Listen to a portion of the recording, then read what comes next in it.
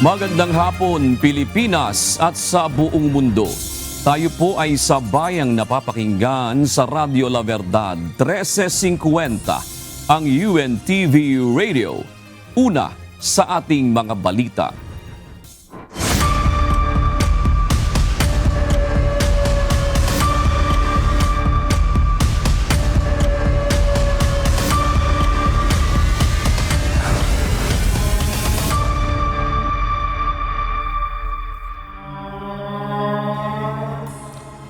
Walang sama ng loob at maayos ang muling pagkikita ni na Attorney Lorna Capunan at Attorney Christine Ferrer bago magsimula ang impeachment trial kay Vice President Sara Duterte kanina.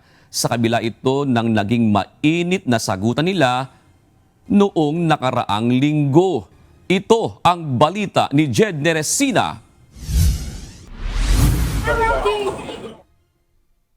Oh, she called me mommy. Makikitang nilapitan ng Council for Panel of House Prosecutors na si Attorney Lorna Capunan ang Defense Counsel ni Vice President Sara Duterte na si Attorney Christine Ferrer. Ito ay bago pa man formal na magsimula ika-16 na araw ng impeachment trial ng pangalawang Pangulo. Sa interaction ng dalawa kanina, nakuna ng video ang pag-uusap at yakapan ng dalawang abogado. Nang mag-lunch recess ang impeachment court, natanong si Attorney Ferrer kung kumusta na sila ni Attorney Lorna. Maikli ang kanyang naging sagot, ngunit binigyang diin niya na maayos ang relasyon nilang dalawa. Yeah, we're okay. Yeah, Attorney Lorna. She's like a mother. Ibinahagi rin ni Private Prosecutor Capunan ang naging pag-uusap nilang dalawa kanina sa loob ng session hall. I said, don't look at social media kasi sometimes it's very hurting. Sabi niya naman, okay. So she said, we're good. Matatanda ang ilang beses nagkasagutan noong nakaraang linggo sina Attorney Capunan at Attorney Ferrer nang iharap ang testigong si Commission on Audit State Auditor Sailin May del Campo. Ang ilang beses na tensyon sa pagitan ng counsels ng magkabilang panig ay naganap sa kalagitnaan ng pagsusuri o cross-examination sa testigo. Ang mga pangyayaring ito ay bahagi pa rin ng pagtalakay ng Senate Impeachment Court sa Article 1 ng impeachment laban kay VP Sara Duterte hinggil sa umano'y confidential funds misuse, misappropriations at irregular liquidation. Jed Neresina, UNTV News and Rescue. Diyos ang aming sandigan, serbisyo publiko ang aming pinahahalagahan. Nagsampa ng panibagong reklamong perjury si Vice President Sara Duterte laban kay Ramil Madriaga.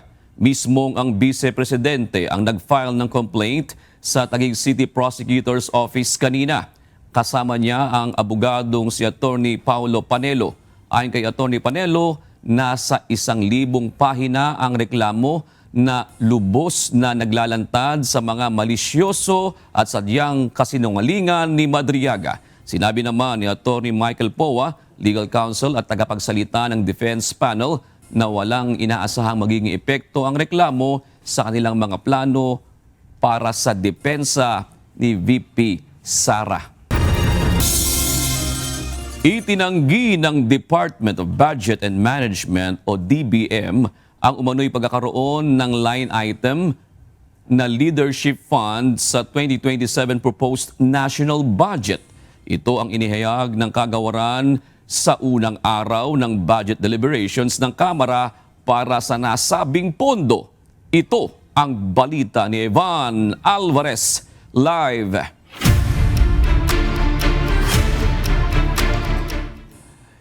Evan, ano ba ang partikular na issue ang ipinunto ng mga mambabatas sa pagbusisi sa panukalang pambansang pondo?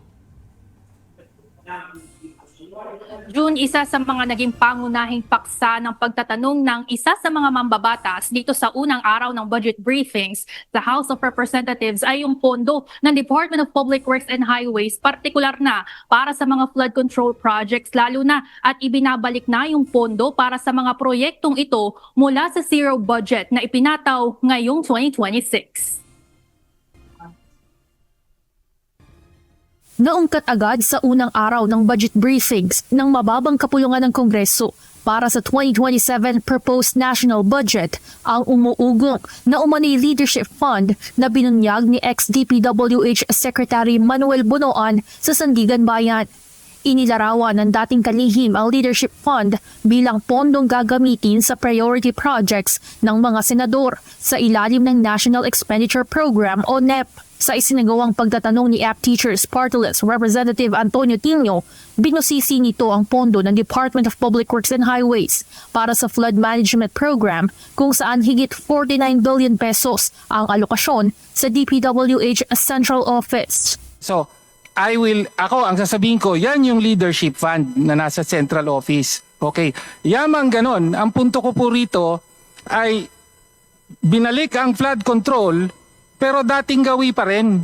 No? Nandiyan pa rin yung mga iniintay, nakaabang para sa insertions at merong allocation na tinawag ni Bunoan na leadership funds. Itinanggi naman ng Department of Budget and Management na may leadership fund sa isinumite nilang panukalang budget. Ayon kay DBM Acting Secretary Kim Robert De Leon, ang pondong tinutukoy ng mambabatas sa DPWH Central Office ay para sa foreign assisted projects. By default po, Madam Chair or Honor, hindi lang po sa DPWH, gayon din po sa iba pang mga ahensya, kapag po foreign assisted project, ito po ay nakatag under sa respective central offices. So yung balanse po nito, ito po ay mga proyekto na isinumiti po ng DPWH and they properly tag it po sa central office based on their respective assessment. Isa rin sa pinuna ni Tino ay ang kabuuang 197 DPWH district offices sa buong Pilipinas, ngunit 113 lamang ang may propose sa flood control projects.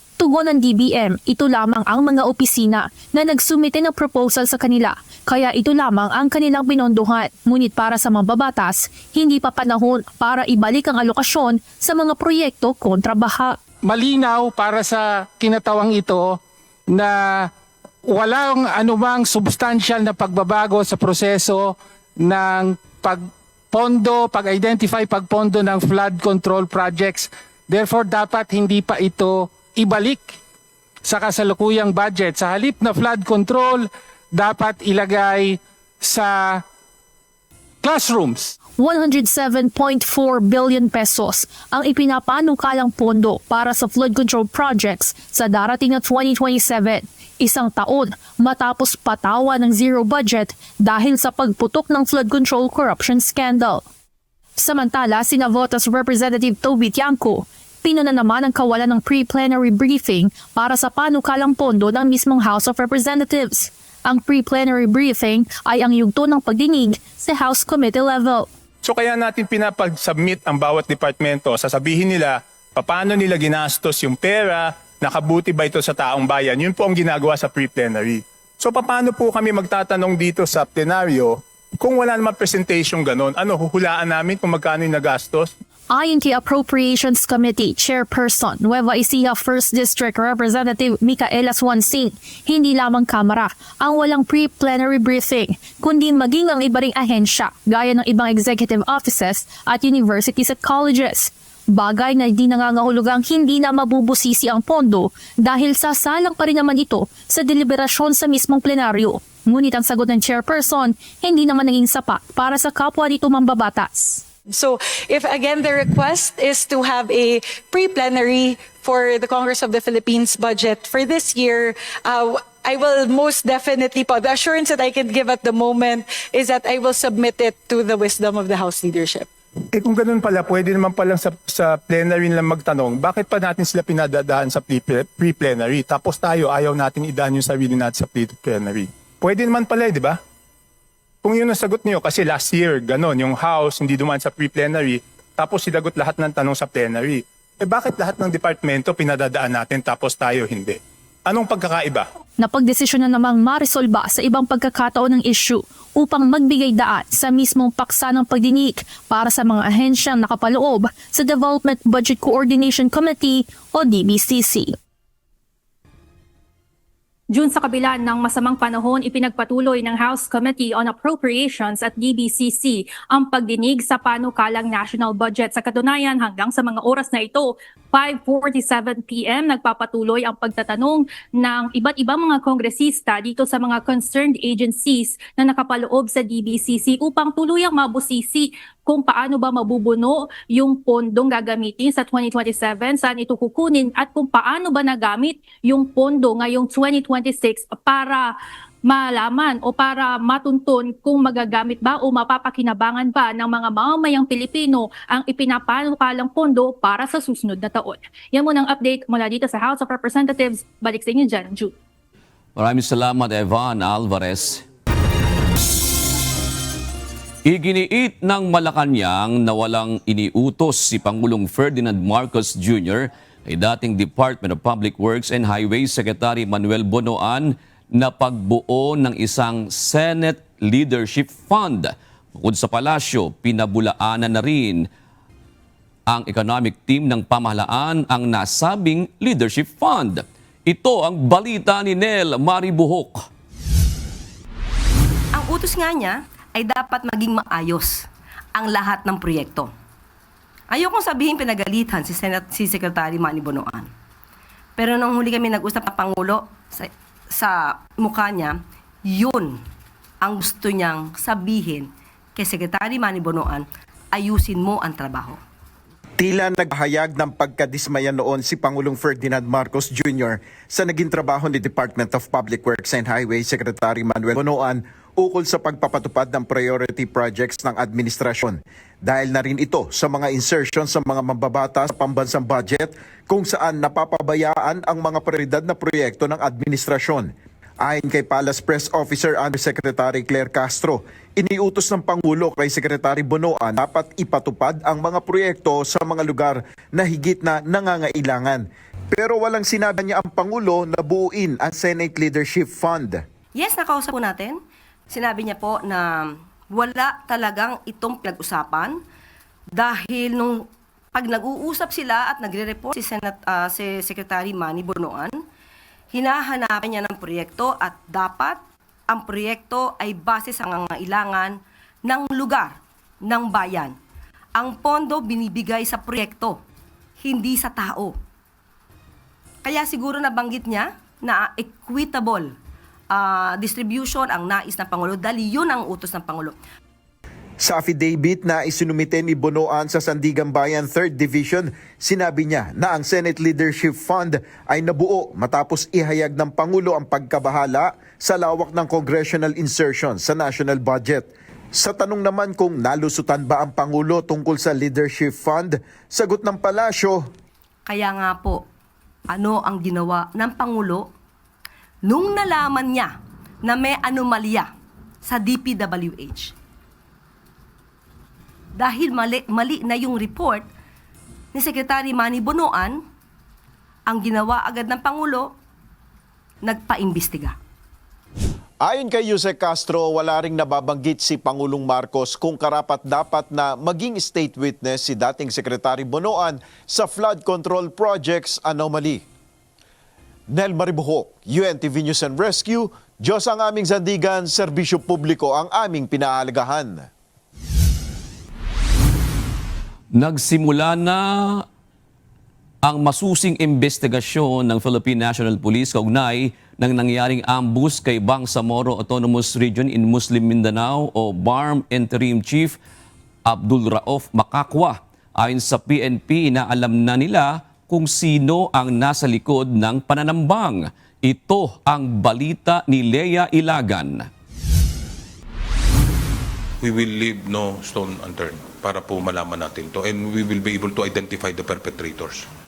Bumuo na ng Special Investigation Task Group o SITG ang Philippine National Police matapos na nangyaring ambush sa convoy ni Bangsamoro Autonomous Region in Muslim Mindanao Interim Chief Abdul Rauf Makakwa sa kahapaan ng General Santos Cotabato National Highway, Barangay B2, Datu Udin, Sinsuat, Maguindanao del Norte. Ayon kay PNP Public Information Office Acting Chief Police Colonel Allen Rico, ang SITG ang magsasagawa ng malalimang investigasyon sa nangyaring pananambang, kasama sa iniimbestigahan ang motibo at kung sino ang nasa likod ng krimen. Again, this is an active and ongoing investigation, sir, and we cannot divulge any details prematurely para po so as not to compromise po yung ating investigation. Sa kabila ng nangyaring karahasan, sinabi ng PNP na hindi naman ito makaapekto sa paparating na eleksyon sa rehiyon. Magsasagawa din aniya ng panibagong assessment ang PNP kung dadagdagan pa ang deployment sa BARM bago ang halalan sa Setyembre 14. We are closely coordinating and working with the COMELEC, with the AFP and other agencies there in the area. And if ever mababago po yung assessment, ibig sabihin madagdagan yung threat level sa analysis po nila, we will be adjusting accordingly. But as of now, we have already deployed more than 9,400 personnel po to look after or to yung peace and order po during this election. 4,500 of whom are augmented from other units. Base sa inisyal na investigasyon ng pulisya, umabot sa 81 basyo ng bala ang nakuha sa pinangyarihan ng krimen, kung saan 15 basyo ng bala ng baril ang mula sa caliber 5.56 mm, 5 basyo ng bala mula sa caliber 7.62 mm at 61 naman ang iba pang basyo ng bala. Hindi pa naman masabi ng PNP kung election-related ang insidente. As of now, this is considered as a suspected election-related incident since it involves a candidate or a public official in the said area, and it happened during the election period. August 15 ang tambangan ng hindi pa nakikilalang salarin si Makakwa habang pabalik ng Cotabato matapos mag-take oath bilang presidente ng Bangsamoro Federalist Party. Leia Ilagan, UNTV, News and Rescue. Diyos ang aming sandigan, serbisyo publiko ang aming pinahahalagahan. Itinuturing ng Commission on Elections o COMELEC na election-related violence ang pananambang sa convoy ni BARM Interim Chief Abdurrauf Makakwa noong Sabado. Pero ayon sa komisyon, wala pang dahilan sa ngayon para isailalim sa COMELEC control ang rehiyon. Ito ang balita ni Dante Amento. Nalulungkot tayo sapagkat yung pangyayari yan ay nakasira doon sa zero election-related violence. Dismayado, yan ang naging reaksyon ng Commission on Elections sa pag-ambush sa convoy ni BARM Chief Minister Abdulrauf Makakwa nitong Sabado. Binigyang diin ng Paul Chief, maganda na sana ang sitwasyon at mapayapa sa lugar. Ayon kay Chairman George Erwin Garcia, itinuturing nilang election-related violence sa nangyari. Ito ay kahit na hindi pa tapos ang investigasyon ng mga otoridad. Dahil yung pangyayari ay nangyari makatapos siyang makapanumpa bilang miyembro ng Bangsamoro Federal Party at naitalaga rin bilang chairman ng Bangsamoro Federal Party. Therefore, dito sa amin sa COMELEC, we are considering that as an election-related violence. Kandidato si Makakwa sa parliamentary election sa September 14 at chairman din ng isang regional political party sa Bangsamoro. May 5 anyang persons of interest ang iniimbestigahan na posibleng nasa likod ng pananambang. Ayaw munang magbigay ng detalye ng komisyon para hindi maapektuhan ang nagpapatuloy na investigasyon. Wala pa ring impormasyon sa posibleng motibo. Maaaring ito po ay nagpaparamdam lamang o gustong mag-create ng tensyon sa lugar. Subalit, ito pong ganitong klaseng pangyayari ay hindi po natin ito palalampasin. Sa kabila ng insidente, nilinaw ng komisyon na wala pang dahilan upang ilagay sa COMELEC control ang lugar. Itinuturing pa rin na sa pangkalahatan ay payapa sa lugar. Tuloy din ang preparasyon ng COMELEC sa gagawing halalan. Everything is peaceful sa buong Bangsamoro at hindi dapat makaapekto ang nag-iisang insidente na yan doon sa categorization at the same time sa aming pong desisyon kung ano ang dapat ilagay sa COMELEC control o hindi. Payo sa publiko, mag-ingat sa fake news. Sa pahayag na inilabas ng BARM government, naka-heightened alert na sa lugar kasunod ng insidente. Dante Amento, UNTV, News and Rescue. Diyos ang aming sandigan, serbisyo publiko, ang aming pinahahalagahan. Tuloy-tuloy ang kauna-unahang parliamentary election sa Bangsamoro Autonomous Region in Muslim Mindanao o BARM. Ito ay kahit nangyari ang pananambang kay BARM Interim Chief Minister Abdul Rauf Makakuwa at sa kanyang convoy. Ayon sa Malacanang, hindi maaaring mapigilan ng eleksyon na daan para sa pag-unlad at kapayapaan ng rehiyon, gaya ng pahayag ni Pangulong Ferdinand Marcos Jr. Katulad po ng nabanggit natin na mensahe ng Pangulo, hindi po ito makakapigil sa anumang balak na magkaroon ng tuloy-tuloy na pagbabago para sa pagkakaroon ng pamahalaang demokratiko sa komunidad ng BARM. Walang impormasyon ang palasyo ukol sa umano'y private meeting request ni Vice President Sara Duterte kay Pangulong Ferdinand Marcos Jr. Ang impormasyon na ito ay naglabasan sa ilang social media post nito lamang weekend. Ayon kay Palace Press Officer Undersecretary Claire Castro, hindi niya makumpirma ang naturang impormasyon. Sa kabila nito, bukas naman anya ang Pangulo sa pakipag-usap sa sino mang tao. Wala po tayo makukumpirma patungkol po dyan dahil wala naman din pong ibinababa sa atin na anumang impormasyon kung meron ngang ganyang kaganapan. Sa lahat ng kababayan natin, sa lahat ng tao ay open ang Pangulo. Dumipensa ang Philippine National Police sa hindi natunugang tawag sa 911 hotline na naging viral. Ayon kay PNP Public Information Office Chief Police Colonel Allen Reyco, hindi sa PNP unang bumabagsak ang tawag sa 911 hotline, kundi meron anya itong civilian operator.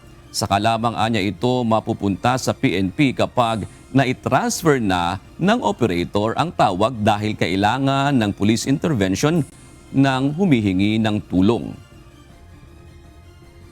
The Secretary of the Interior and Local Government has already ordered an investigation to establish the full facts surrounding the incident. And the Philippine National Police is always ready and willing to support, is in full support of the investigation to be conducted para makita po natin yung truth as to what happened. Kaugnay nito, sinabi naman ni Interior Secretary John Vic Remulla na pinaiimbestigahan na niya ang insidente upang malaman kung saan ang pagkukulang. Kasunod ito ng isang anak na nag-rant sa social media matapos na mamatay ang kanyang ama sa atake sa puso dahil sa tagal ng aksyon ng Hotline 911. Nanindigan ng Alliance of Concerned Teachers o ACT na hindi nila kukonsintihin ang mga gurong gumagawa ng hindi profesional na content, lalo na kasama ang mga estudyante. Gayunman, giit ng grupo, dapat ding silipin ng Department of Education kung bakit napipilitang maghanap ng dagdag kita ang ilang guro. Ito ang balita ni Mia Alonzo. Nakarating sa atensyon ng Department of Education o DepEd ang ilang mga insidente na kinasasangkutan ng ilang mga pampublikong guro na ginagamit ang kanilang propesyon sa paglabas ng mga content online, kabilang ang content na gumagamit o nagpapakita ng mga learner na labag sa ethical standards at sa polisiya ng departamento. Sa isang post, video o live stream, mabilis nang nakararating sa publiko ang mga gurong aktibong ibinabahagi sa social media ang kanilang buhay, moments at kung minsan ay mga content na kasama ang kanilang mga estudyante. Dahil dito kamakailan ay naglabas ng paalala ang palasyo at ang Department of Education sa lahat ng pampublikong guro na iwasan na ang ganitong gawain na kung minsan anilay labag na sa ethical standards at polisiya ng departamento. Nagpapaalala rin ang DepEd sa mga guro na panindigan ang kanilang sinumpaang tungkulin at patuloy na maging mabuting huwaran sa kanilang mga mag-aaral. Ang mga guro ay nagsisilbing ikalawang magulang ng mga kabataan at ang paaralan ay nagsisilbing kanilang pangalawang tahanan. Sang-ayon naman dito ang Alliance of Concerned Teacher o ACT. Ayon sa kanila, hindi nila kukonsintihin ang mga gurong gumagawa ng hindi professional na content gamit ang mga estudyante. Well, ang sinasabi po ng Alliance of Concerned Teachers ay hindi dapat makaisang panig lang, no, yung usapin ng professionalism tulad ng pinapaalala ng DepEd doon sa kanyang DepEd order. Hindi naman natin sinasabing mali, no, yung pagpapaalala na ito, at hindi rin naman natin kinukonsinte, no, yung mga teachers na gumagawa, no, ng hindi professional o nagko-content ng mga bata kasi talagang mali po ito. Pero hinahamon din natin yung DepEd sa ganitong konteksto kasi pag-usapin po ng professionalism, kasama po dyan yung decent wage, yung pag-aayos ng aming working conditions. Ayon kay Alliance of Concerned Teacher, Chairperson Ruby Bernardo, dapat din aniya sigurong silipin ng DepEd kung bakit napipilitang humanap ng dagdag kita ang ilang mga guro. Well, marami po sa mga teachers natin, in reality talaga ginagamit yung social media para kumita. Pero hindi rin naman lahat, no? Kasi may iba talaga for their advocacy, magkaroon ng pagkakataon para din ma-inform yung kanilang mga students, o nag-i-enjoy sila, no, doon sa paggamit ng social media para doon sa entertainment. Para naman sa isang magulang na si Charmaine, wala naman aniyang kaso sa kanya kung maisama sa content ng teachers ang kanyang anak basta't harmless at mayroong consent nila. Hindi lang siya, alam mo yun, parang offended sa side ng mother. Kumbaga educational lang din na hindi nakakapag-affect din sa mental health ng mga bata. Kung sakaling ipopost man po yun, pwede may inform din kami just in case. Pero kung sa mga GC lang, okay lang. Pero pag ipopost siya sa social media, para sa security ng mga anak namin, baka kasi uso na AI ngayon, so dapat may formal consent sa amin na i-upload siya sa kanilang social media. Sa huli, malinaw na hindi dapat maisantabi ang seguridad at privacy ng mga bata sa paggawa ng online content. Gayunman, kasabay dito, hamon ng grupo ng mga guro sa DepEd na tugunan din ang mga kondisyong nagtutulak sa ilang mga guro na humanap ng dagdag na kita. At ang professionalism ay hindi lamang nila nasusukat sa kanilang ginagawa online, kundi pati sa kung paano sila sinusuportahan sa kanilang propesyon. Mia Alonso, UNTV News and Rescue. Diyos ang aming sandigan, serbisyo publiko ang aming pinahahalagahan.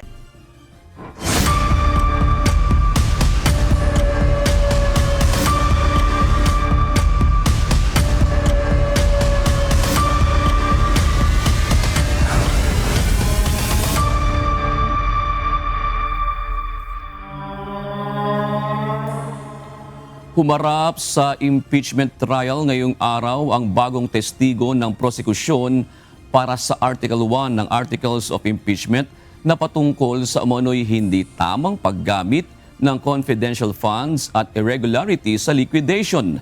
Sa paglilitis, idinitalye kung paano inilabas at ginamit ang confidential funds ng Office of the Vice President. Ito ang balita ni Jed Neresina. Siya po ang nagbigay sa akin ng inputs, Your Honor, o mga guidelines po, Your Honor, kung ano po ang mga activities in relation po sa pagkandak po ng confidential operations or activities. Humarap sa ika-16 na araw ng impeachment trial ni Vice President Sara Duterte ang kauna-unahang hostile witness ng prosecution. Si Gina Acosta ang nagsilbing Special Disbursing Officer o SDO ng Office of the Vice President sa taong 2022 at 2023. Kabilang sa inihayag niya ay ang papel ni Vice Presidential Security and Protection Group o VP-SPG Commanding Officer Colonel Raymond Dante Lachica sa paggamit ng confidential funds. Bilang security officer ng OVP, sinabi ni Acosta na si Colonel Lachica ang nagbigay ng lahat ng inputs at guidelines kung saan gagamitin ang confidential funds. Paliwanag ni Acosta, itinuturing niya si Colonel Lachica na eksperto sa ground, kaya kinukonsidera niya ang listahan kung saan-saan gagastusin ang pondo. Ang pagsulat po ako, pero ang mga expenses po, kung unsa ang gamiton kay Sir kay security officer po, kasi siya po ang mag-implement ng various confidential operation activities, kay siya po ang eksperto dito sa ground, Your Honor. Naidetalye rin sa paglilitis kanina na ang mga report na ginagawa ni Acosta ay nakabase sa pag-uusap at diskusyon nila ni Colonel Lachica. Ma'am Gina, kayo po ang nagtatype dito sa form na to? Pag sinabing prepared by you, kayo po yung nag-type, nagsulat. Ako po ang nagsulat, Your Honor. Pero kinukuha niyo po yung sinusulat ninyo mula kay Colonel Lachica. Kumukuha po kayo ng input sa kanya kung anong itatype o isusulat niyo dyan. After we discuss po, Your Honor. Sige. Pagkatapos niyo mag-usap ni Colonel, ibig sabihin po ba nun, pwede yung sabihin kay Colonel Lachica, mali yan. Hindi pwede yan. O sinusunod niyo lang po lahat ng sinasabi niya? Nangutana ako sa iya, Your Honor, kung unsa na, Your Honor, o nganong ka na ang gastuhon, Your Honor. Asa na, paunsa na siya paunsa na siya na related sa confidential, Your Honor. So tinatanong niyo lang po siya, ano yan, para saan yan, pasok ba yan sa confidential fund o hindi? At pag sumagot siya, isusunod din po yan. Kung masatisfy ko po sa iyang i-explain sa ko, Your Honor. Pag na-kontento kayo sa paliwanag niya, ilalagay niyo pa. Yes, Your Honor. Okay. Naitanong din sa direct examination kung bakit hindi idinetalye sa physical and financial plan ni dating SDO Acosta kung saan gagamitin ang pondo. Paliwanag niya, hindi niya in-itemize ang mga ito dahil sa kanyang interpretasyon na walang nakasaad sa Joint Circular 2015-01 na kailangan itong isa-isahin. Aniya, gumamit lamang siya ng mga generic o malawak na kategorya. Kabilang dito ang Good Governance Program para sa 2022. Kabilang din dito ang Socio-Economic Program Delivery para sa taong 2023. Inamin ni former SDO Acosta na dahil generic ang mga label na ito sa kanilang plano, nagkaroon ang OVP ng malawak na laya o diskresyon. Dahil sa diskresyong ito, nagawa nilang isama ang mga aktibidad gaya ng tree planting at libreng sakay sa kanilang mga liquidation at accomplishment report. Bago mag-lunch recess ang korte kanina, kinumpirma ni Acosta ang isang mahalagang detalye. Ayon sa kanya, sa lahat ng mga opisyal na dokumentong isinumite sa Commission on Audit, hindi nakasaad ng pangalan ni Colonel Lachica. Hindi rin binanggit si Colonel Lachica bilang pinagmulan ng mga input. Bukod dito, hindi rin siya nakatala bilang implementor ng mga programang pinaggamitan ng confidential funds. Jed Neresina, UNTV News and Rescue. Diyos ang aming sandigan, serbisyo publiko ang aming pinahahalagahan. Ipinahayag ng dating Special Disbursing Officer ng Confidential Funds ng Office of the Vice President na si Gina Acosta na si Vice President Sara Duterte mismo ang nag-utos sa kanya na i-release ang 100 milyong pisong halaga ng confidential funds. Ito ang balita ni Rosalie Cos. 4 na malalaking oblong na bags ang pinaglagyan ng 125 million pesos na halaga ng confidential funds ni Vice President Sara Duterte nang i-encash ang cheque sa Land Bank Shaw Boulevard branch noong December 20, 2022. Yan ang kinumpirma ni Gina Acosta, dating Special Disbursing Officer ng tanggapan ni Vice President Sara Duterte. Si Acosta ang kauna-unahang hostile witness ng prosekusyon para sa paglilitis. Gumamit ng AI-generated representation ng prosecution team nang itanong ito kay Acosta na tinutulan ng Defense Counsel ni VP Duterte na si Attorney Lyndon Baquel, subalit pinahintulutan ng impeachment court. Parang ganyan po ba yung 4 na bag na pinaglagyan nyo? Diliin ana, hindi ganyan, Your Honor, kasi ang opening niyan is round. Opo. Ang sa akin, ang dinala ko po na bag is pag ganun po ang zipper. Pahaba. Yung kabuuan ng bag. Okay, number 1, yun ang isang pagkakaiba. Kulay? Kulay black. Pareho. At 4 na bag, kumasa yung 125. 4 po na bag, Your Honor. Okay.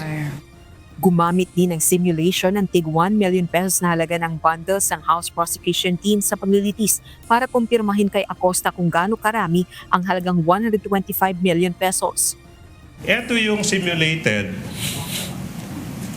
10 bundles. The size is similar to 1,000 peso bills. Ma'am, yung 1 milyon, pwede niyo pong hawakan if you want. If you want lang, ha? Ay, lagi dagan, ma'am, ha? Now, yung 1 million pesos, kamukha ba ng isang bundle na ito? Halos ganyan po ba? Ganito po, Your Honor, basta nakabalot po siya ng silopin. Ma'am, kayo naman. Makita niyo naman kung Parang halos parehas eh. Para halos parehas po ba? Yun lang ganun kasimple yung tanong. May similarity gamay, Your Honor. Okay. May manggod siya, lapad-lapad man ang kwarta. Kinumpirma ni Acosta na nang i-encash ang 125 million pesos noong December 20, 2022. Inirelease niya ito security officer na si Colonel Raymond Dante La Chica. Ayon kay Acosta, hindi recipient ng confidential funds si La Chica kundi tagapagpatupad ng confidential operations. Ginawa rin niya ang hakbang sa utos ni VP Duterte. Sabi mo, tinawagan mo si Colonel La Chica kasi yun yung utos ng head of agency. Siguro sa ating mga kababayan na hindi alam, sino ba? Sino ba ang head of agency na nag-utos sa iyo as the special disbursing officer na ibigay yung 125 million pesos in cold cash sa isang security officer, Colonel Raymond Dante La Chica? Ang nag-utos po sa akin na i-release ang pera na 125M sa security officer na si Colonel La Chica ay si Ma'am Sara Duterte. Bahagi po ba ng trabaho ng security officer ayon sa joint circular ang tumanggap ng confidential at mag-implement ng confidential funds? Saan po sa joint circular? Alam niyo po? At saka ayon po sa utos ng head of agency kasi meron po siyang security officer na order, Your Honor. Based po sa aking nalalaman sa GC, ako po ang special disbursing officer. Ang gawain ko po, Your Honor, is to disburse. Pero ang pag-implement po ng mga confidential operation activities in related to confidential funds, yan po ay saklaw po sa trabaho po ng isang security officer kasi wala po akong alam. Hindi ako eksperto, Your Honor, sa pagpatupad ng various confidential activities or operation on the grounds, Your Honor. Samantala, para sa isang House Prosecution Panel member na si Bicol Zero Party List Representative Terry Ridon, maaari nang tapusin ng prosekusyon ang pagtalakay sa article of impeachment laban kay VP Duterte na confidential funds misuse, misappropriation at irregular liquidation dahil sa naging testimonya ni Acosta. Doon pa lang po, tapos na po yung usapan. Sa totoo lang. So, we will decide in next couple of days kung yung iba pa hong mga nalalabi ng mga witnesses ay kailangan pa po ba. Pero today is a very important testimony day. Tinuro ang pangalang Pangulo ngayon pong araw na ito. Ayaw ho naming pinsalain yung pong mga ordinaryong kawani. Ang dapat pong pinapanagot, yung pinakaulo, yung pinakadulo nung pong kontrobersiya pong ito. Walang iba kundi ang pangalawang Pangulo. Ipagpapatuloy ng prosekusyon ang direct examination kay Acosta at susundan ito ng cross-examination ng Defense Counsel ni VP Duterte bukas, araw ng Martes, August 18. Rosalie Coz, UNTV News and Rescue. Diyos ang aming sandigan, serbisyo publiko ang aming pinahahalagahan. Narito naman ang mga balita sa iba't ibang panig ng mundo. Ihahatid ng ating global correspondent na si Marvy Delfin na nasa Perth, Australia.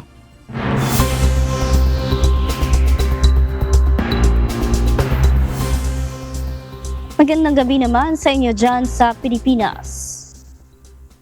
Dumipensa ang mga opisyal ng United States military kaugnay ng ulat ng kalagayan ng mga sundalo ng Amerika sa USS Abraham Lincoln na mahigit 9 na buwan nang nasa karagatan.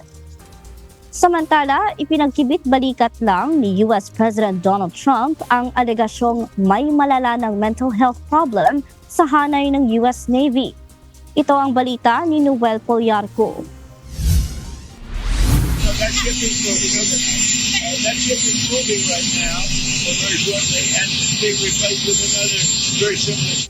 Kinumpirma ni United States President Donald Trump na pauwi na ang USS Abraham Lincoln. Kasunod ito ng batikos kaugnay ng kalunos-lunos umano na kondisyon ng mga sundalo sa nasabing barko na 9 na buwan nang hindi dumadaong at stranded sa karagatan dahil sa tensyon sa Strait of Hormuz.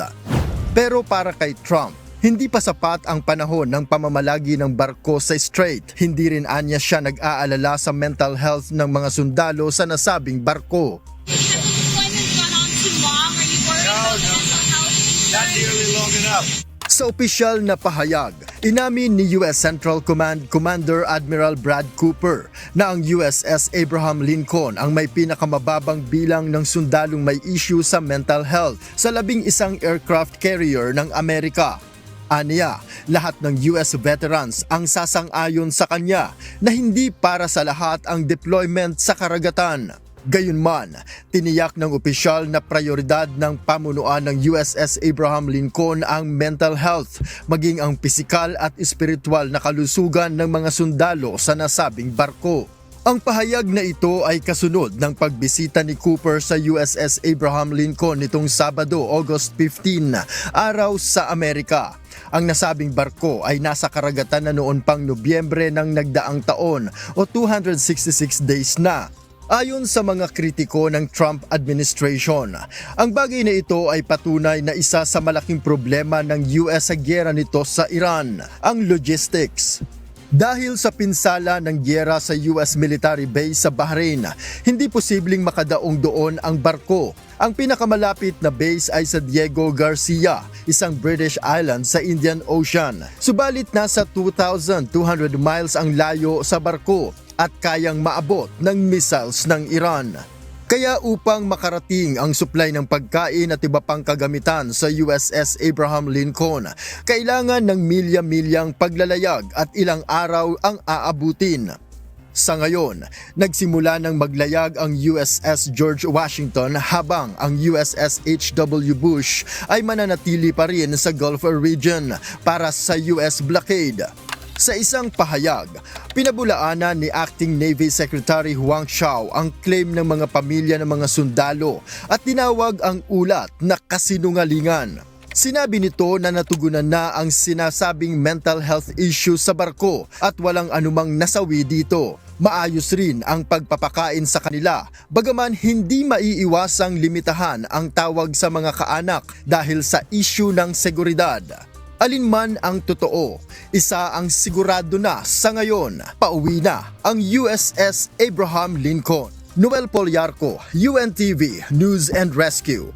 Diyos ang aming sandigan, serbisyo publiko ang aming pinahahalagahan. May alok na $30,000 na pabuya ang Iran sa sinumang makakahuli o makapapatay sa isang sundalo ng Amerika. Ito ang pahayag ni Iran Army Chief Amir Hatami at sinabing dodoblehin pa nito ang pabuya kung ang makakapatay sa US serviceman ay babae. Kasabay ito ng bali-balitang nagpaplano umano ng isang ground invasion ang Iran laban sa US at Israel.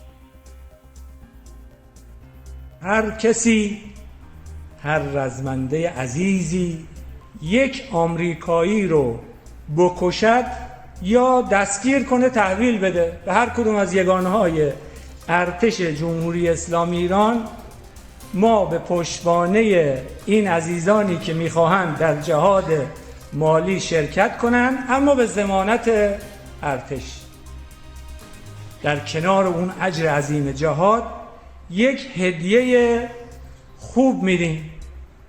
این هدیه معادل $30,000 است، حدود 5 میلیارد. Mariing panawagan ni Hatami sa US na umalis na sa Middle East dahil wala itong karapatang pumasok sa Persian Gulf, sa Gulf of Oman o sa Strait of Hormuz. Buo ang paniniwala ng Iran na nagwagi na sila sa laban kontra Amerika at Israel. Samantala, isang pagpaplano umano ang ginagawa ng alyansa ng Amerika at Israel na naglalayong maglunsad ng nuclear war laban sa Iran. Ito ang balita ni Bradley Robuza. با همه وجودم میگم ما در این جنگ در بعد نظامی و در بعد سیاسیش به معنای واقعی خودش پیروز شدیم. Sa isang pambihirang pagkakataon, mariing ipinahayag ni Iran Parliament Speaker Bagher Ghalibaf na sa laban ay walang ibang panalo kundi ang Iran, mapamilitar man o mapapolitika. Anya hindi man nagapi ng Iran ang pwersang militar ng Amerika. Wala kahit isa sa mga layunin ng Amerika at Israel ang kanilang nakuha o napagtagumpayan. Ito anya ay malinaw na tanda ng kanilang pagkatalo. منظورم از این جنگ این نیست که ما ارتش آمریکا رو منهدم کردیم، ارتش رژیم صهیونیستی، نه. منظور من این هست که آمریکا و اسرائیل با اهداف مشخص و روشن، ولی به هیچ کدام از این نوع هدفشون در هیچ سطحی دسترسی پیدا نکردن. این بزرگترین شکست مطلق آمریکا بود و رژیم صهیونیستی. Dagdag pa ng Iranian official, ang Memorandum of Understanding o MOU na nilagdaan sa pagitan ng Amerika at Iran ay isang dokumentong nagpapatunay ng karangalan at tagumpay ng Iran sa aspetong pangdiplomasya.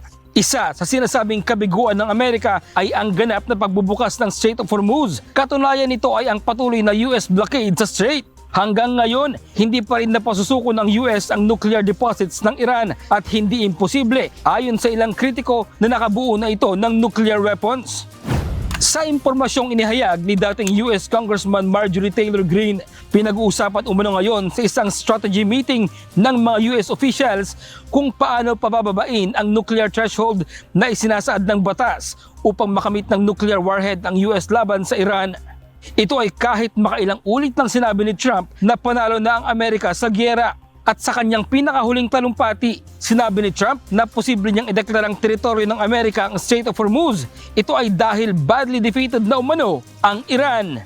And after we finish defeating Iran, which is being very badly defeated, pretty soon I'll be declaring the Hormuz Strait a territory of the United States. Essentially, that's what it is. We have the blockade. Pero ayon kay Greene, mismong si Trump pa ngayon ang tila nagsusulong ng isang nuclear holocaust na posibleng maglagay sa mundo sa isang malaking gulo at magdulot ng mas mabigat na kahirapan sa buong mundo. Nanawagan ito sa lahat ng bansa na maging aktibo upang mapigilan ang binabalak na ito ng Amerika. Bradley Robuza, UNTV News and Rescue. Diyos ang aming sandigan, serbisyo publiko ang aming pinahalagahan. Babawasan ng Amerika ang mga pagsasanay kasama ang militar ng South Korea. Sa isang pahayag, sinabi ni United States President Donald Trump na bukod sa magastos ang nasabing military drills, hindi ito nagugustuhan ng North Korea na aniya ay unthreatening at respectful sa Amerika. Ang pahayag ni Trump ay tugon sa hindi pagsang-ayon ng South Korea na tumulong sa US kaugnay ng issue ng denuclearization ng Iran. Ayon kay Trump, nagbigay na siya ng direktiba kay US Secretary of War Pete Hegseth para sa kaukulang hakbang. At yan ang mga balita mula sa iba't ibang panig ng mundo. Mula dito sa Perth, Australia, ako si Marvy Delphine. Magandang gabi.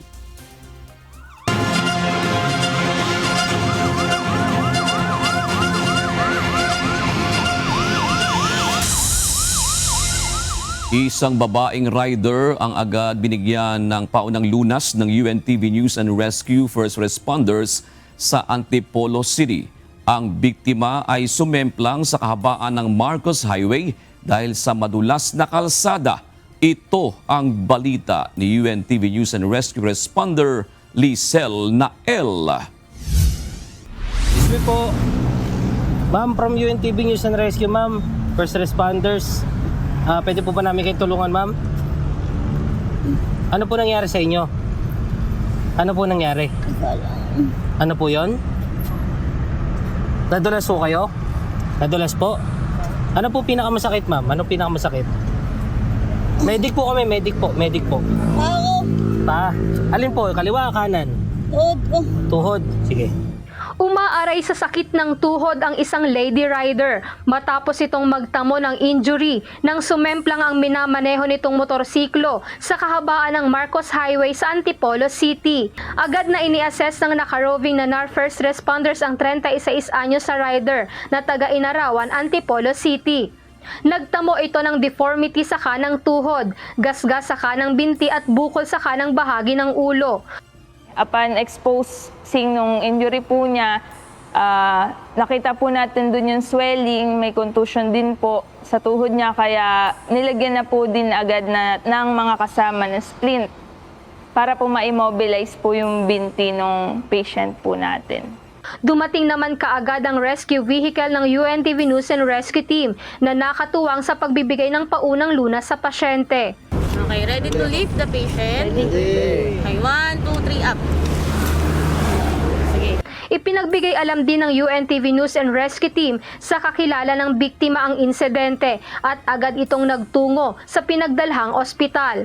After po namin na makapag-advance po sa ospital at matawagan ng kanyang live-in partner, dinala na po namin ang pasyente sa Amang Rodriguez Hospital.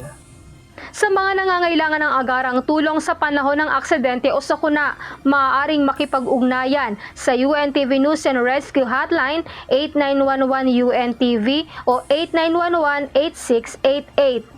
Lizel Nael, UNTV News and Rescue. Diyos ang aming sandigan, serbisyo publiko ang aming pinahahalagahan.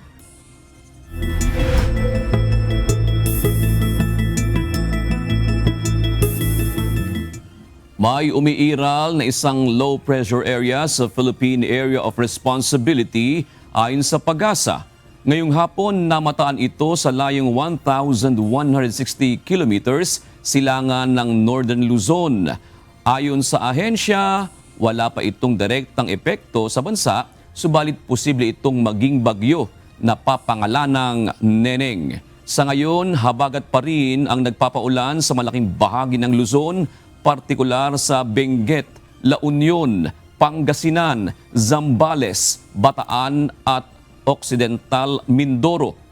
May pabugso-bugsong ulan din sa Metro Manila, Ilocos Sur, Abra, Tarlac, Pampanga, Bulacan, Nueva Ecija, Cavite, Laguna, maging sa Batangas, Rizal, Oriental Mindoro at Antique. Asahan ang kalat-kalat na pag-ulan sa Negros Island Region, sa nalalabing bahagi ng Luzon at sa nalalabing bahagi ng Western Visayas. Samantala, may papulupulong pag-ulan din sa nalalabing bahagi ng Visayas at Mindanao. Bagaman pabugso-bugso ang ulan mula pa kaninang umaga, nagdulot pa rin ito ng pagbaha sa ilang lugar sa Metro Manila. Sa lungsod ng Maynila, masikip na ang daloy ng mga sasakyan, partikular sa Espanya at Taft Avenue. Ito ang balita ni Ryan Lacanlale, live. Ryan, kumusta na ba ang sitwasyon sa Maynila sa mga oras na ito? June, sa ngayon ay medyo tumila na yung ulan. Di gaya kaninang tanghali, talagang malakas yung bugso ng ulan dito sa Maynila. Kaya nga nagkaroon o bumaha yung maraming mga lugar dito. At hanggang ngayon, June, marami tayong mga nakikita na mga kababayan natin na naglalakad dahil wala silang masakyan at baha pa rin dito sa ibang mga lugar. Walang masyadong mga pumapasadang mga jeep at mga bus. Alas 9 pa lang ng umaga ay umabot na sa gutter deep ang tubig sa Espanya, Manila. Ang mga sasakyan dahan-dahan sa pagsuong sa baha. Kaya naman bahagyang nagsikip ang traffic sa lugar. Halos ganito rin ang naging sitwasyon sa Taft Avenue sa Maynila. Pasado alauna na, hindi pa rin humuhupa ang tubig sa lugar. Halos mag-zero visibility naman ang southbound lane ng Skyway Stage 3 mula Araneta Avenue hanggang Buendia Exit dahil sa lakas ng bugso ng ulan. Pati mga maliliit na kalsada sa Malate, baha na rin. Umabot rin sa may gutter ang tubig sa Leverisa Corner Quirino Avenue bandang alauna ng hapon. Ngayong hapon, nag-deploy ng libreng sakay truck ang lokal na pamahalaan ng Maynila para sa mga stranded na pasahero sa kahabaan ng Taft Avenue. Namamahagi rin ng libreng doxycycline ang mga health center sa lungsod sa mga hindi maiwasang lumusong sa baha. Naghanda na rin ang mga evacuation center, ang LGU, para sa mga residenteng kinakailangan ng lumikas sa kanilang mga lugar. Si King, empleyado ng isang paaralan sa Santa Mesa, Manila. Halos 1 oras na silang naglalakad at sinuong ang lampas baywang na baha pero wala pa rin silang masakyan. Kaya maglalakad na lang daw sila hanggang makakita ng masasakyang jeep. Dito pa ako sa may Tondo. Tondo pa ako na uwi. Paano yan? Lalakarin nyo o paano? Yun yung balak namin maglakad hanggang Quiapo kasi kita naman, ang hirap din sumakay eh. Sobrang hirap. Sinijam, 2:00 pa ng tanghali naglalakad, inabot na ng 4:00, wala pa rin siyang masakyan. So, nilusong niyo yung baha? Oo, pupunta dito kasi wala nang choice kasi uwi ako ng rekto. Oo. Ngayon walang masakyan. Base sa monitoring ng Manila Disaster Risk Reduction and Management Office, tumaas rin ang tubig sa Arpapa Street malapit sa LRT station bandang 3:00 ng hapon. Hindi ito madaanan ng mga sasakyan dahil gabiwang nahang baha. Umabot naman hanggang tuhod ang baha sa Avenida Rizal. Ganon din sa Remigio Street, Rizal Avenue. Hindi rin madaanan kaninang 4:00 ang Maria Orosa sa Taft Avenue matapos umabot sa 3 pulgada o 3 feet ang tubig baha. At hanggang ngayon dito sa may kahabaan ng Espanya Boulevard, June, dito sa aking likuran, hindi pa rin makadaan yung mga maliliit na sasakyan. Tanging nakakadaan lang dito yung mga bus, mga truck at yung mga SUV na matatangkad gaya ng mga pick-up. Mayroon ding mga ilan-ilan na mga motor na nakikipagsapalaran pero pagdating dito sa dulo ay tinutulak na lang yung kanilang motor. At ang mataas pa rin ang tubig dito mula doon sa Vicente Cruz hanggang dito sa Maceda Street. Diyan muna ang latest mula dito sa Maynila. Balik tayo, June. Maraming salamat, Ryan Lacanlale. Nalubog din sa tubig baha ang ilang lugar sa Quezon City. Ang ilang residente kinailangan ng gumamit ng bangka para lang makarating sa kanilang pupuntahan. Ito ang balita ni Dante Amento live. Dante, ano naman ang epekto ng tuloy-tuloy na pagulan sa mga lugar sa Quezon City? Magandang gabi, June. Alam mo, tulad sa iba't ibang mga lugar dito sa Metro Manila, lubugin sa baha yung iba't ibang bahagi ng Quezon City, June, sa ating pag-iikot dito kanina.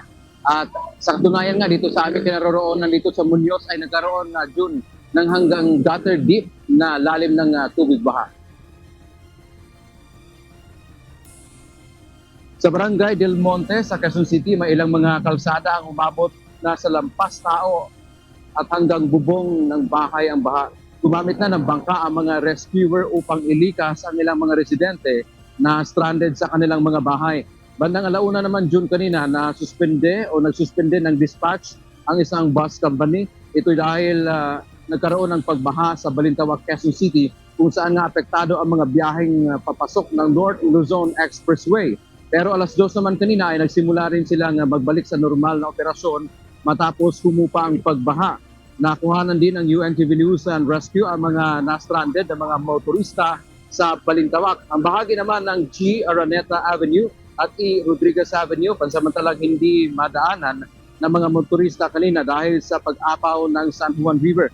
Ipinag-utos ng Department of Public Works and Highways o DPWH ang pagpapadala ng mga tauhan at kagamitan para sa declogging activities.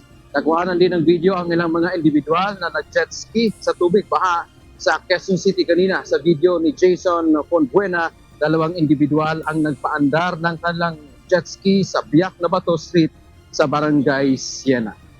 Sa ngayon, Juno, ay kung makikita niyo sa likod ko ay humupa na yung tubig baha dito sa Muñoz, Quezon City, kung saan kanina nga hanggang gutter deep. At nakikita niyo rin sa aking likuran ay tuloy-tuloy na yung daloy ng mga sasakyan kumpara kanina na may araw pa bandang 4:00 hanggang 5:00 ay talagang mabigat yung daloy ng trapiko dito dahil sa tuloy-tuloy na pag-ulan, mayroong pang baha. kaya yung usad ng mga sasakyan ay mahina. Pero sa ngayon, so far, ay bumuti na yung panahon dun. Bagamat maya-maya ay pabugso-bugso din yung mga pagtula. Yung manang update mula dito sa Quezon City. Balik si Jude. Maraming salamat, Dante Amento. Nakataas na sa second alarm ang sitwasyon sa Marikina River. Sa panayam kay Marikina Mayor Maan Teodoro, nagsagawa na ang lokal na pamahalaan ng preemptive evacuation, partikular sa mga residente sa Barangay Tumana at Malanday. Ayon sa alkalde, nakabukas ang 29 na evacuation center ng lungsod para sa mga pamilyang nagnanais na lumikas. Ito ay upang matiyak na sila ay ligtas, lalo na ang mga bata at mga elderly sa gitna ng malakas na ulan, pagbaha at pagtaas ng tubig sa ilog.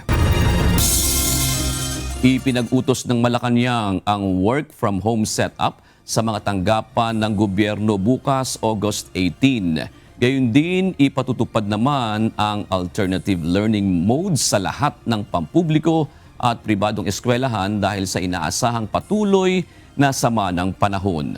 Bukod sa National Capital Region, epektibo ang kautusan sa mga lugar ng Ilocos Sur, Zambales, Pampanga, Bulacan, Cavite, Rizal at 8 pang lugar. Hindi naman sakop ang mga ahensya ng pamahalaang may kinalaman sa basic, health at emergency services.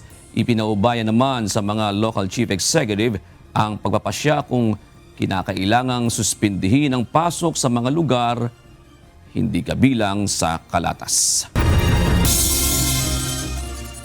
Itinanggi ni Attorney Orlando Mendiola ang alegasyon kaugnay ng paggawa ng peking affidavit para sa tangkang honey trap at character assassination laban kay Executive Secretary Ralph Recto. Si Mendiola ang isa sa mga ipinatawag ng National Bureau of Investigation kaugnay ng issue. Mula sa Quezon City, ito ang balita ni Benedict Samson live.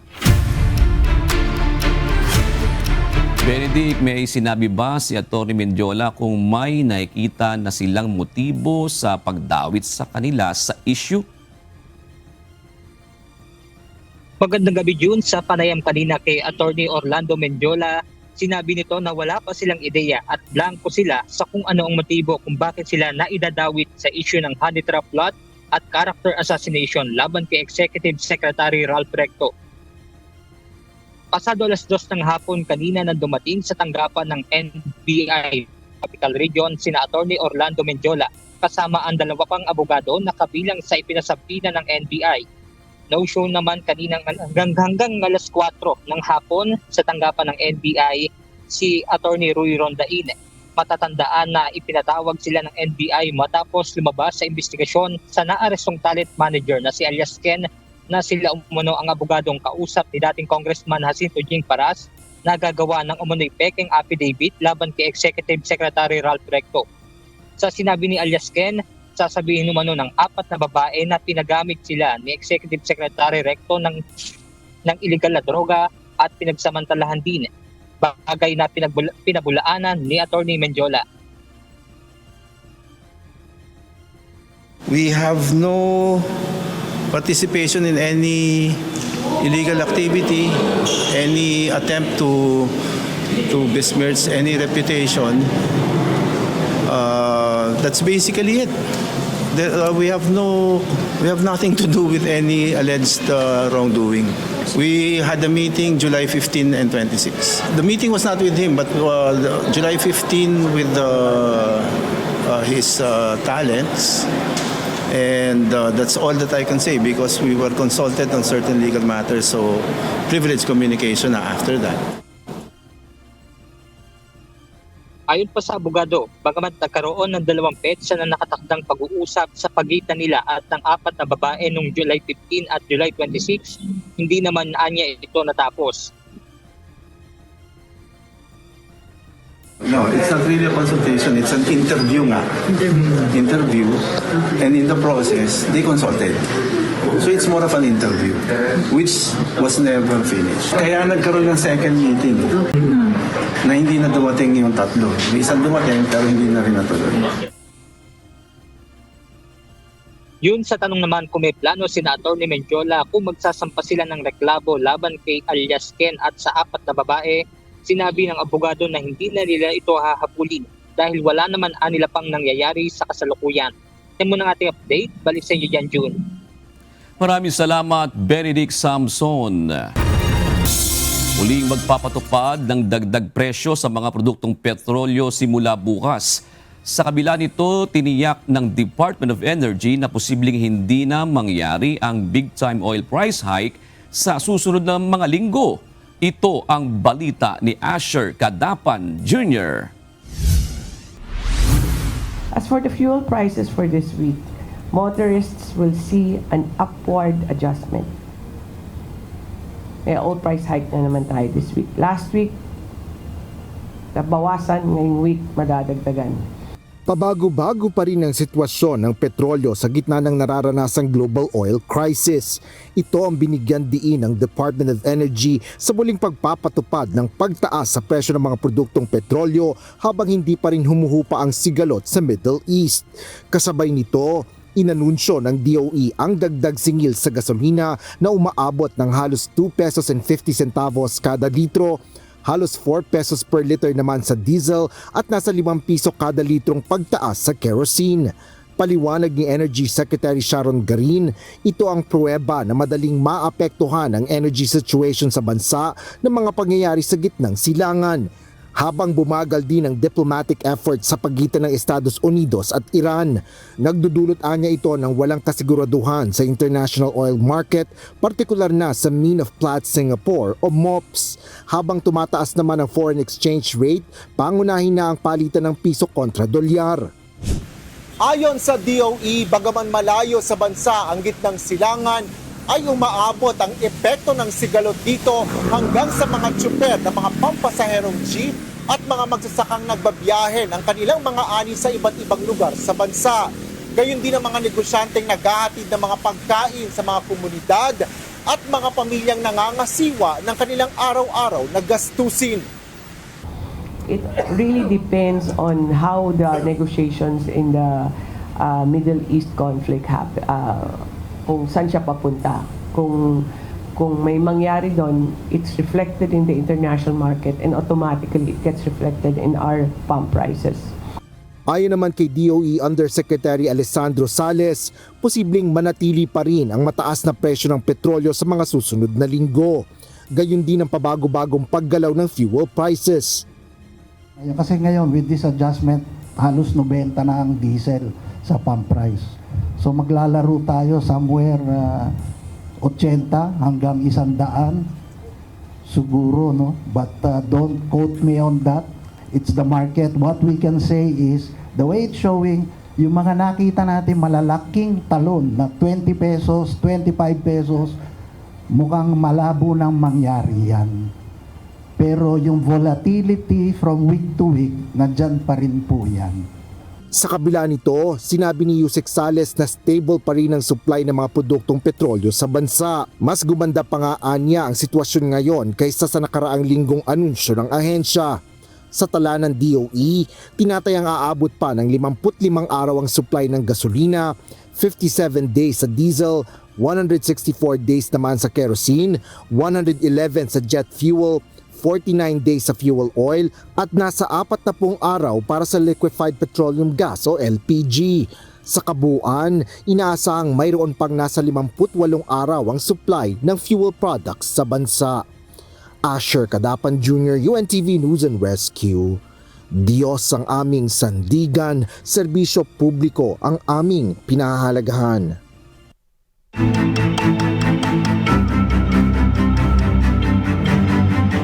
Tumaas pa ang tubig sa maraming lugar sa Pampanga bunsod ng patuloy na pag-ulan.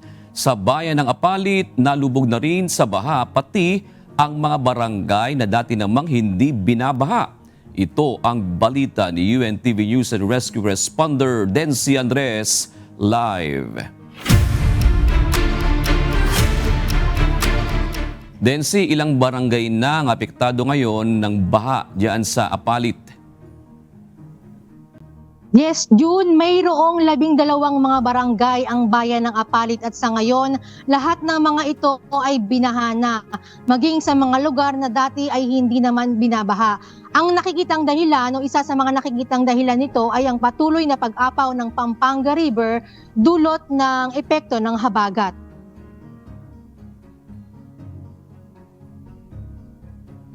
Ayon sa lokal na pamahalaan, dati ay nasa 6 na barangay lang ang binabantayan tuwing malakas ang ulan o yung nasa downtown area. Pero ngayon wala ng barangay ang hindi lubog sa tubig dahil maging ang mataas na barangay ng Kalantipe at Baluco ay lubog na din. Yun yung mga lugar na pinakamataas dito sa Apalit. But sadly, hindi for any reason, hindi natin alam bakit biglang tumaas yung tubig. No? Dati nasa 6 lang tayo, yung mga rural areas natin ang binabaha. But ngayon, 12 out of 12 na yung apektado ng baha dito sa bayan ng Apalit. Ayon sa LGU, banta pa rin sa ngayon ang patuloy na pagtaas ng tubig sa Pampanga River. Samantala, nasa critical level pa rin ang ilang bahagi ng ilog sa Arayat at Candaba Swamp.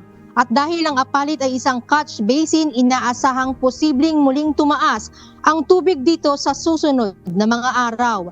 Samantala, patuloy naman ang paglikas ng ilang mga residente sa ilang evacuation center ayon sa Local Disaster Risk Reduction and Management Office.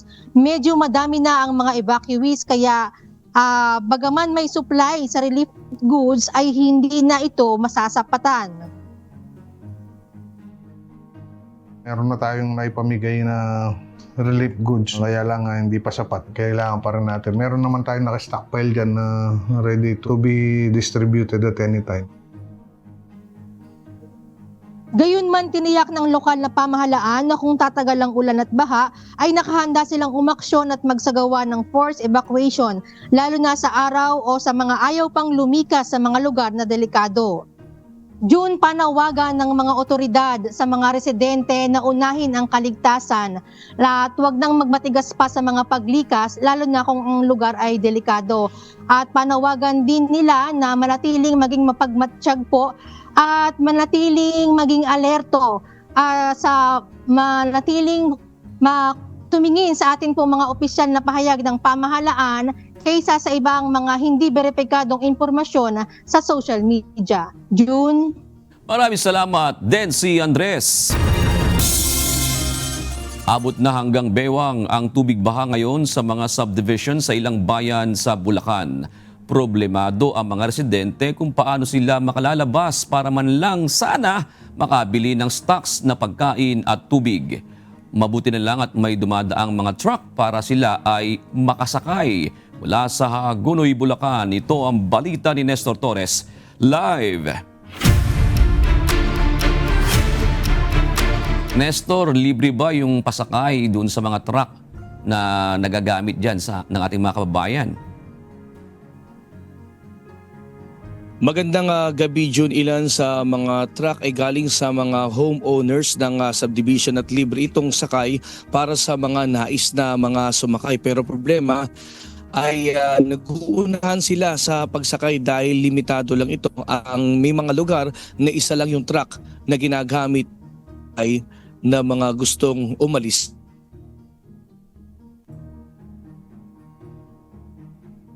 Ng Bulacan ang understate of calamity ngayon.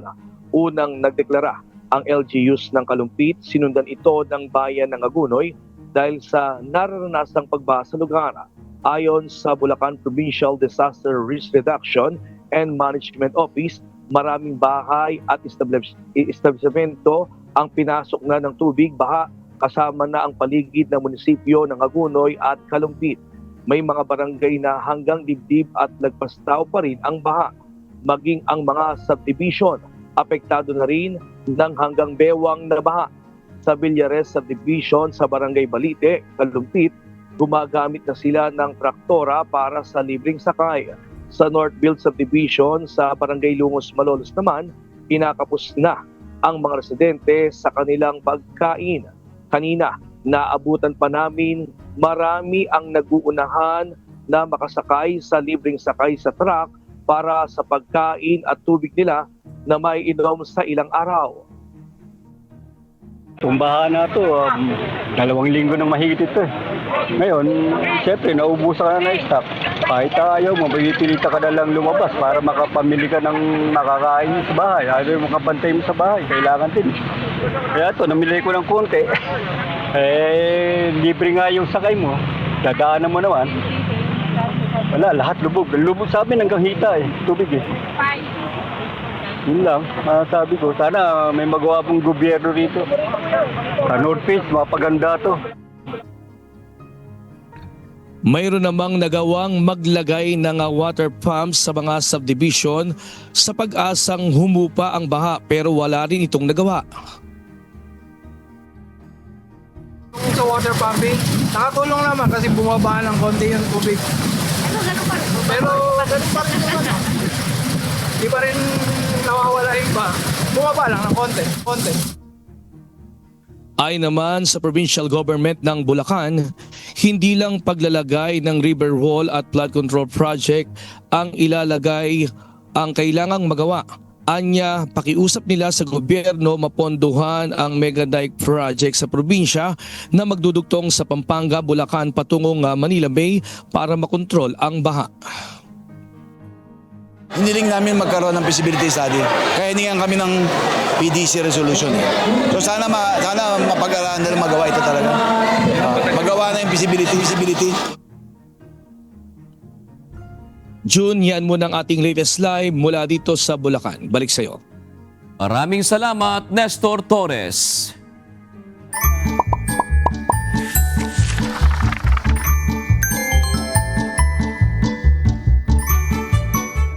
May amag ba sa pader na mga bahay nyo? Lalo na pag ganitong palaging umuulan. Tapos pinupunasan nyo ba? Tapos mga ilang araw lang bumabalik na naman? Teka lang ha, baka ang nililinis mo ay hindi talaga ang problema. Pero bakit nga ba nagkakaamag ang pader? Simple lang, kailangan ng amag ng moisture o moisture source para lumago.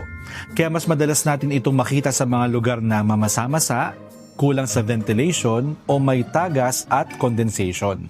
Halimbawa, tag-ulan, madalas nakasara ang mga bintana, may nagsasampay sa loob, nagluluto, naliligo, at minsan may maliit na leak na hindi natin napapansin. Lahat ng ito pwedeng magdagdag ng moisture sa bahay. Kaya kapag nakita mong may amag sa pader, pwede bang punasan lang? Kung hard surface ang pinamumugaran, pwedeng linisin ng amag gamit ang detergent at tubig. Pagkatapos ay patuyuin ng mabuti. Pero hindi doon nagtatapos. Dahil kung babalik ka lang sa dati, may moisture pa rin, mataas pa rin ang humidity, may leak pa rin, o kulang pa rin ang airflow. Malaki ang posibilidad na bumalik ang amag. Kaya kung gusto mong hindi na ito pabalik-balik, hanapin muna kung saan nanggagaling ang moisture. May tumutulong tubo ba? May leak ba sa bubong? May condensation ba sa pader o bintana? Masyado bang kulob ang kwarto? At kung kaya, dagdagan ng ventilation. Gumamit ng exhaust fan sa banyo at kusina. Buksan ang bintana kapag praktikal at ligtas. At kung kinakailangan, gumamit ng air conditioner o dehumidifier para makatulong na kontrolin ang humidity. Kung lagi ka nakakita ng condensation sa bintana o dingding, warning sign iyon na may sobrang moisture. At huwag ding basta takpan ng pintura ang amag. Hindi ito inaayos ang pinagmumulan ng problema. Kailangan mo nang maalis ang amag at maayos ang moisture problem bago pinturahan o isil ang lugar. Kaya tandaan, punasan ng amag pero hanapin ang moisture. Dahil ang tunay na laban sa amag ay hindi lang paglilinis, moisture control. Kayo po, saan unang lumalabas ang amag sa bahay nyo? Sa pader ba? Sa kwarto? Sa likod ng cabinet? Sana po may natutuhan kayo at laging tatandaan, mapalad po ang tao na nakakasumpo ng karunungan at ang tao na nagtatamo ng kaunawaan.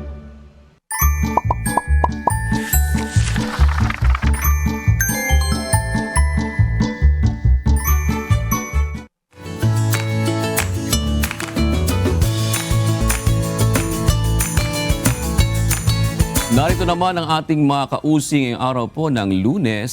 Salamat po at shout out kina Ricardo Rementilla, Elsa Sinlao, Armando Araza, Gayon din po kay Jeke de la Cruz at Roderick Bailon. Gayon din po kay Maricel Morga.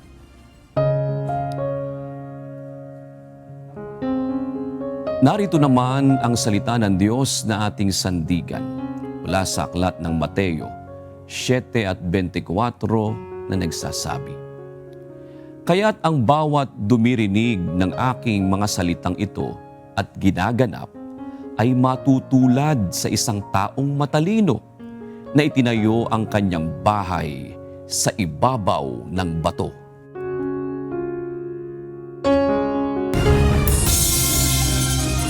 At yan ang naging kabuuan ng ating balitaan ngayong gabi. Aming inilahad ng buong katapatan kung paano namin nasaksihan. Kayo po'y makapagtitiwala na ang aming nakita at narinig ang aming ibinabalita. At dito po sa UNTV, Diyos ang aming sandigan, serbisyo publiko ang aming pinahahalagahan. Magandang gabi po.